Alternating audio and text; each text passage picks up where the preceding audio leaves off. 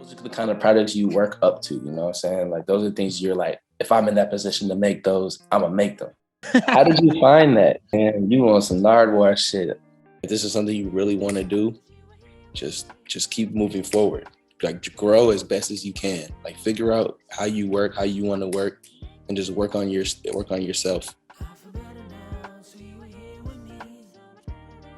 Hey everyone, how's it going? Joining me today on this episode of the KDigitals podcast is Troy from Chicago. How are you doing today, Troy? What up, y'all? I'm good. I'm doing well today. How about yourself?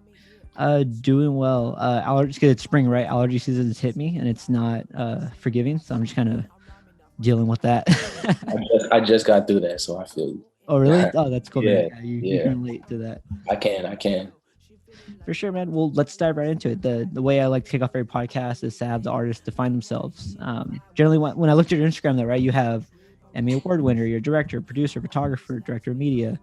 Do you have like an all-encompassing theme of like who you are as an artist, or are you kind of multifaceted, you would say?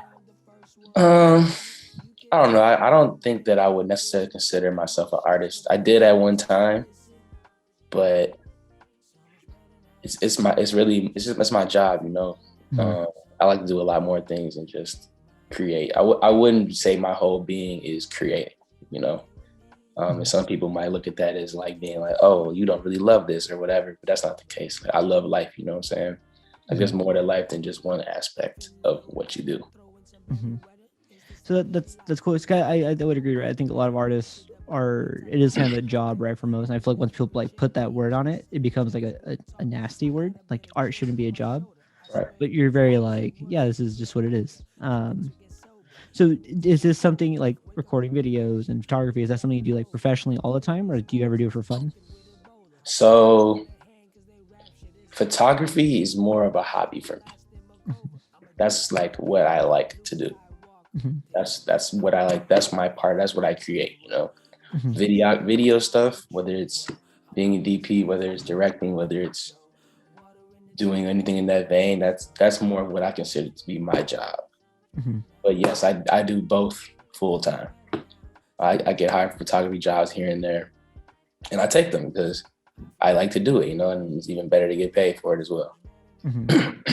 Do you ever like, because I know there's some like photographers, videographers that are like, I only shoot A, B, and C. Anything else in that realm, I do not touch because I'm not passionate about it. Do you have like that kind of like wall you put up, or do you like, if it's money involved, I'll do it. It's a job. I don't really put a wall on it, but for things that I don't necessarily like to do in those veins, there definitely needs to be a certain price on it for me to do it, you know?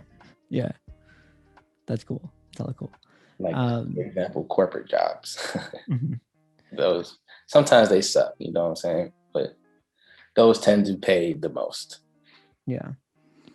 So if you had the chance to do like a music video for less than like a product kind of shoot for a corporate, and it costed more, and you had to make a decision, would you choose a corporate for the money, or are you like, I'm just gonna do the art and have fun with that? It depends on the artist, depends on the song. You know, it depends on where it would go. I did music videos for a really, really, really long time. Mm-hmm. So yeah, those kind of burnt me out at a certain point, mm-hmm. as well. So that's a good segue then, right? If you look at like stuff that's been released, you know, there's Pack, there's CHO, The Heart and the Tongue, The Return, all within like what, 6 months? And to me, that sounds like a lot. So like, I think it might have been 3. In 3 months? Maybe less than that. Are you burnt out, or are you like, oh, it's nothing? I'm not burnt out.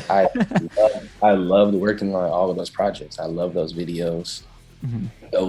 I worked with all my friends I've known since I was a kid, mm-hmm. and it didn't burn me out in the least bit. Like that honestly just fueled my fire working mm-hmm. on those projects, because those are the kind of projects you work up to, you know what I'm saying? Like, those are things you're like, if I'm in that position to make those, I'm gonna make them. Mm-hmm. So it doesn't matter circumstances. Yeah, it's gonna just roll forward either way. Right. So, those are things you keep working on other shit to get to the place to be able to make that type of shit. Yeah. So like, I was going through like your IG, and like, I guess Pack and CHO you filmed on like the same day. Yeah. How'd you finesse that? That sounds like a lot of a lot of coffee, a lot of Red Bull. We were all very tired. It was supposed to be a 2-day shoot. We kind of planned those shoots. We didn't really plan those shoots. I shot those videos on a little camcorder as well. So like we shot the first one out in Woodstock, which was Pack, I believe. Which one was on with the motorcycles? CHO? Yeah. My memory's really fucking bad. Sorry. All good, man. So we shot Pack out in Woodstock. We were supposed to get to Woodstock at like 12 p.m. Okay. We ended up getting out to Woodstock, Illinois. It was like a 30-minute drive at like 3 p.m. So when we were shooting, the sun went down and like this fog rolled in. So like the last shot of that video was the night vision stuff. It was like me and Joey and Kane hanging out the side of this truck. And then Joey like got on the phone. He was like, "Hey, I got like 50 bikers riding around downtown Chicago. Y'all want to shoot the video?" Okay. The next video, because we were gonna shoot it already. We didn't really have a real direction on it. Like we were just gonna shoot it. And then we were like, "Yeah, what you mean? Like, let's go." So we drove 35 minutes back to the city. I took a quick nap.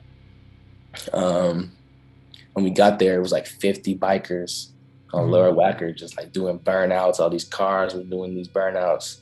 All our friends were already there. So we just shot it. Just made some magic, you know? Shout out Jake Osmond too for the edit. Yeah. So, and this is, I'm still like new into like the world of like music videos, right? I guess what's the and I figured out, but like what's the difference between like directing music video and like editing it, like in your eyes? What's the difference? The difference is that you find. Let me think. That's a great question. What's the difference? All right, here's the difference. The difference is that as a director, you have the full view of the end product. You know what's happening before it's shot. You know what's happening while it's being shot, whether you're shooting it or directing the shoot, and you have a clear idea of where it's gonna go in the edit. So, like in my experience of working with good editors, you give the footage to the editor. You know, like you talk to the editor a little bit. You let them know where you're going. Whether you got storyboards, whether you got what's it called? Whether you got a treatment, and they'll take your ideas, put it together. You have your piece. And as a director, you're like, okay, this isn't here right, this isn't there right. Like you're directing the final piece of it. You know what I'm saying? The editor is just a tool for you to get to that final point. Yeah. So as a director, you have the final say, the final vision of the entire project. But the editor is as essential though. Like whether you're the editor or you're working with another editor. So other stuff like I guess going back to like Pack, right? There's a lot of like effects going on. It's trippy. Is it something you're like, hey man, do something cool, and the editor kind of like comes up with it? Or like, is that part of like? Yeah, so that's how you work with Jake Osmond. Jake Osmond is also a director as well. I don't know if you're familiar with Jake Osmond, but he's done a lot of really cool projects. Shout out Jake Osmond, you know, homie. So like that's kind of his style, you know, and that's why we worked with him because we were shooting already lo-fi video work and stuff like that.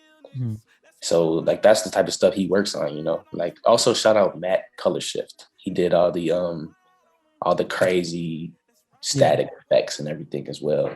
And he has a really cool process. So check him out too.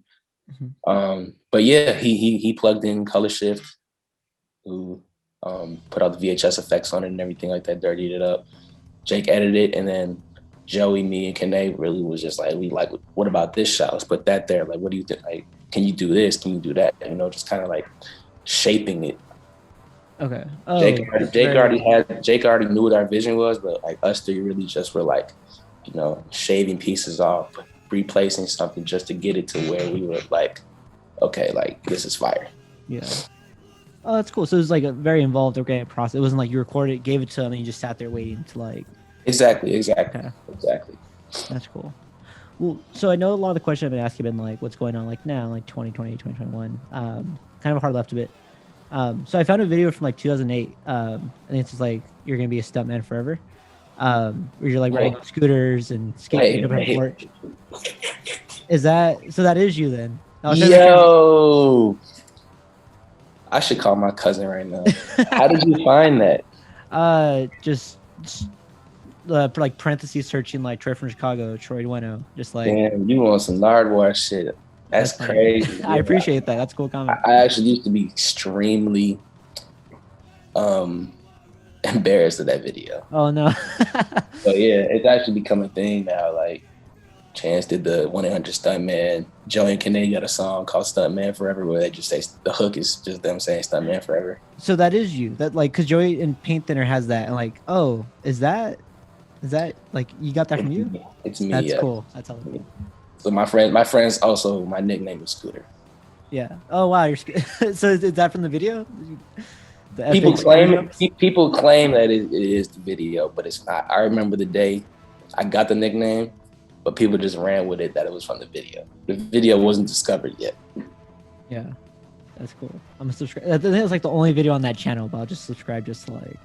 I mean, the story behind that is, man. So when I lived in Michigan at the time. I'm from Chicago. My dad got new job, moved to Michigan for a few years. Okay. And that was the last day we lived in Michigan. I was 13 maybe, and we were literally moving back to Chicago the next day after that. Mm-hmm. And me and my friend had just saw the movie Hot Rod, and we thought it was the funniest movie of all time. So we went. This is like when YouTube literally first came out too. Like we went to my old crib and just shot this stupid ass video of me doing stupid shit. And then like we fucking edited it on like iMovie or something like that. Yeah. And his friend put it on because he had a YouTube account. His friend, we didn't know how to make a YouTube account. His friend had a YouTube account and put it on YouTube. Mm-hmm. And my friends in Chicago found it and have not to this day not let it go. Yeah, I can imagine. I've had some of the, I've deleted old videos. It's like high school days, right? But like, yeah, where you become known as that guy. I'm like, I don't want that. That's not my brand. Like, nah, delete that. Are you still there? Did you freeze? Are you still there? Oh, sorry. No, you're good. I was hoping like my Wi-Fi didn't like cut out on me. For sure. So then to bringing it back to like the present then, right? Because you started off doing those kind of videos and then now you're doing stuff for like Save Money, Save Life, for like really inspirational, high quality content and stuff. How did you get like involved in that in general? In Save Money, Save Life specifically, or? Yeah. That whole organization. So I got involved because my current girlfriend now, sorry, you keep texting me. My current girlfriend now is the executive director. Mm-hmm. And Vicky's one of my friends, my good friends. So I met her through Vic. And I was actually managing my cousin Sterling Hayes at the time. Mm-hmm. And me and the executive director had a meeting about about like a show that they were doing. Save Money, Save Life was doing. They wanted Sterling to be a part of it. And then like during that meeting, like I had a conversation with her about me doing videos and everything like that. Mm-hmm. And then it kind of just turned into her asking me to come do a video. I started doing videos. And it just kind of snowballed into a role, you know what I'm saying? Like the videos were good. Mm-hmm. It's not a glamorous story. It's just like I just started doing a couple of videos. She liked them. Mm-hmm. Brought me on. Yeah, that's cool. So and maybe because I should have did more research, but what is Save Money, Save Life? Like, is it like a nonprofit? Save Money, Save Life is a foundation. It's a non-for-profit, co-founded by Londi Keepsiegel and Vic Mensa. And Save Money, Save Life is an art and this guy is like staring at what they're doing the lawn. Art and community nonprofit that focuses mostly on the South and West sides, but all around they serve all around Chicago. And Save Money, Save Life uses art to foster change. So if you go on Instagram, you'll see a bunch of activations around art and stuff like that. Mm-hmm. I feel like I just explained that terribly. I haven't had to speak on that in a minute. But yeah, go to SaveMoneySaveLife.org to really get an in-depth feel of what we do over there. Mm-hmm. Is Save Money Save Life like your? I'm assuming because your Instagram, like it's really on there. Like, is that one of like your main focuses in terms of like your day to day? It's one of my focuses for sure. Okay. I also work very closely with Chance the Rapper as well. Mm-hmm. So those are the two things that take up the majority of my time, as well as a bunch of things that I do on the side. But yeah, I would say Save Money Save Life is the other half of my work scope, because we have a space on 47 Miss Sands that I run and operate with the executive director. Mm-hmm. And there's like a photo studio in there and everything. It's gonna open to the public in the next couple months as well. Oh, for sure. So yeah. Well, so, and those, I always like to ask people this. So like you mentioned like Chance Rapper and all that. But it's not that, like, if you go through like your IG highlights, you've been featured on Billboard, Rolling Stone, Complex, Nike. Are those at this point like big deals for you, or is it more like, oh, that's just part of my job, that's just what I do? They were big deals at a time. Something that I've come to terms with working in these kinds of spaces is that you're only as good as your last project. So when those happened, I was deep, you know what I'm saying? But then it's like, okay, like obviously I got to do something else. So like, what's next? You know, they were cool in the moment, but then it's like, then they stopped being that cool to me, if that makes sense. Yeah, not ungrateful, but it's like, okay, like I can do more than that. You know what I'm saying? Like to be very, very 100 with you, photography is very easy to me. Mm-hmm. You know, like I'm more proud of video projects than my photo projects. But yeah, the Nike one was really big for me though. I learned a lot. That's what I would say. When I learn a lot on a project is when I'm most proud of the project. When it's something that I can just knock out, it's like, okay, I did it. It's like, that doesn't really resonate to me. But the Nike projects, when I really learned how to work on high risk projects at a high quality rate. Oh, that's cool. That's a quote. That's hella cool. Okay. So what is that like? Because you mentioned like you also do like corporate stuff. Like, is it hard because like there's a lot of restrictions? Or is it like a timeline? Is it everything? Like, what makes it the high risk? So working with Nike is actually really easy because they know when you go into it, you know the look they're going for.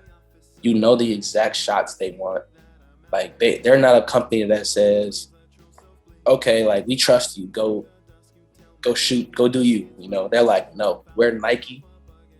These 10 images need to look like this, need to be framed like this, need to shoot this. They need to have this specific color look, this specific this specific that. You know, like it's not a go shoot and trust you thing, at least on my level, you know.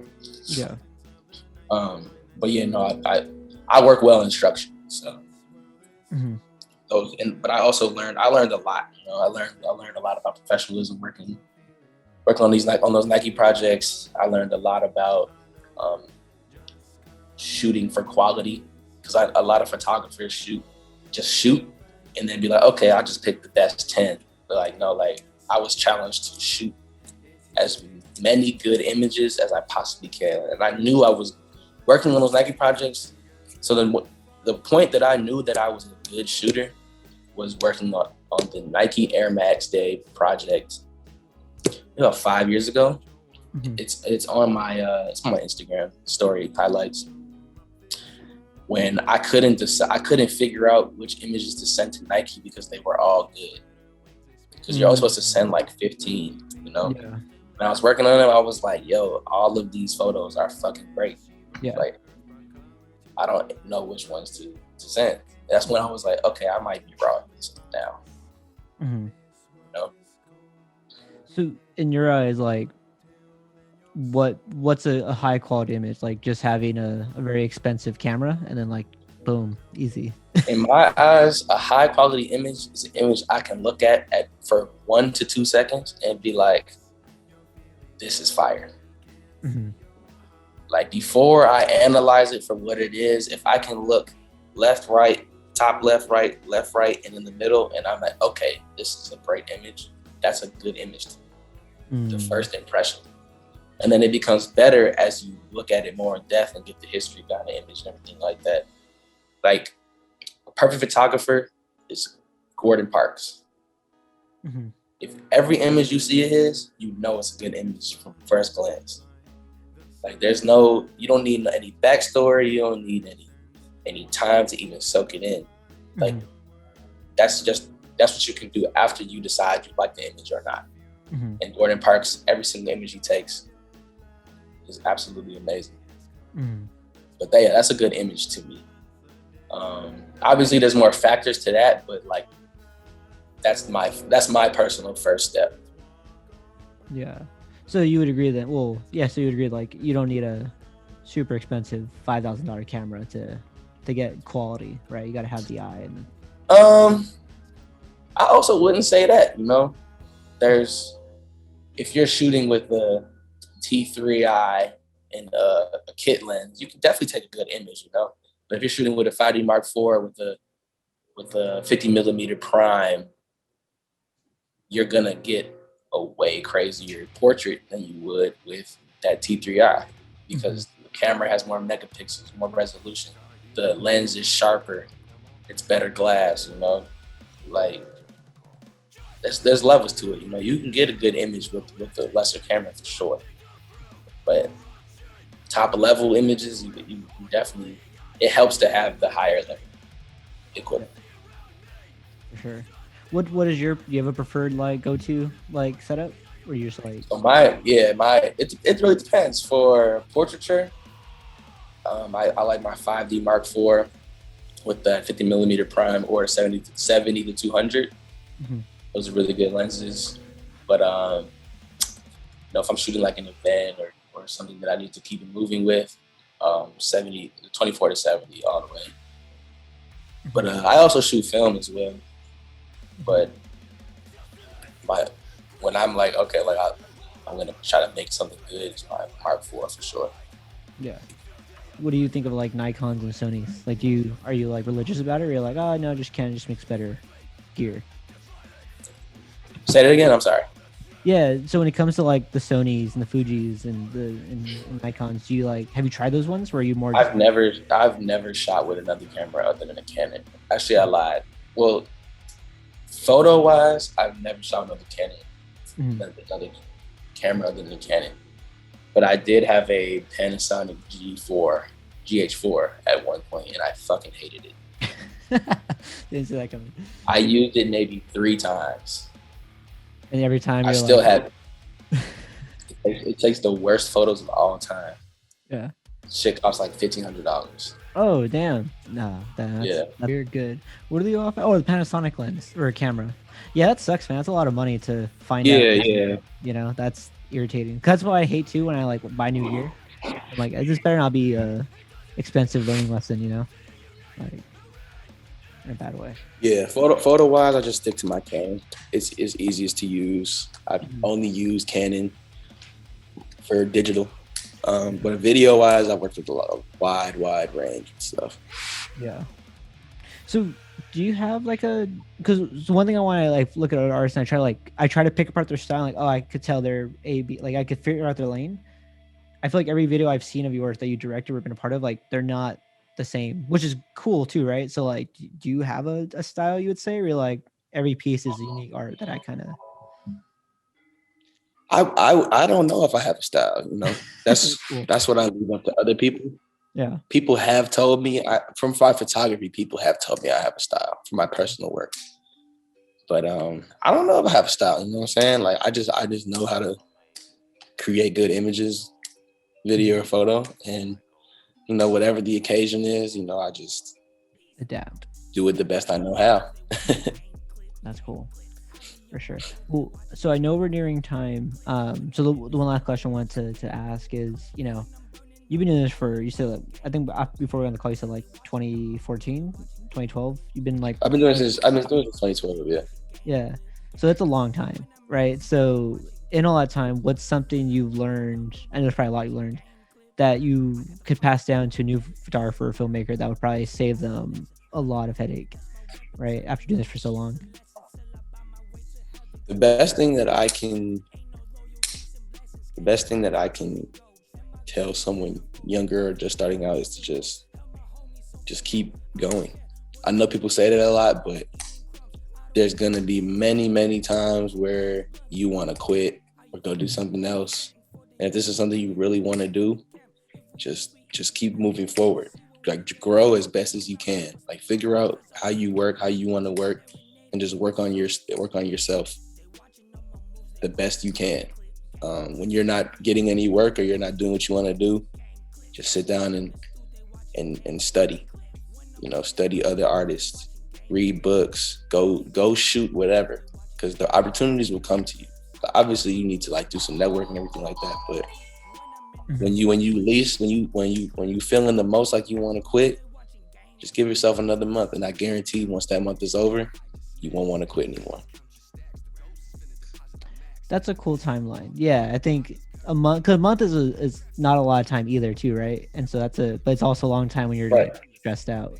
Interesting. That's cool, man. Exactly. Like I was literally gonna quit 5 months ago.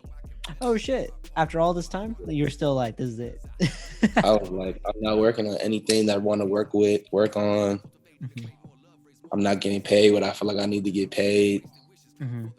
Like, it's a longer story than that, I went through things professionally as well, but I was definitely going to get into the point where I'm like, I think I'm going to hang it up. For sure. And then all of a sudden, all these videos just come out, shelling out. That's cool. Yeah. That's shout out Vic, for real. Vic and Londi. Yeah. That's cool, man.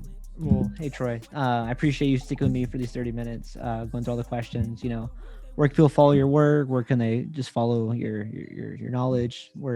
Just follow me on TroyFromChicago on Instagram. I'll have a website up soon. I've been saying that for like 3 years, but soon I'll have a website. I'll be selling prints and everything. I'm working on a book right now, photo book.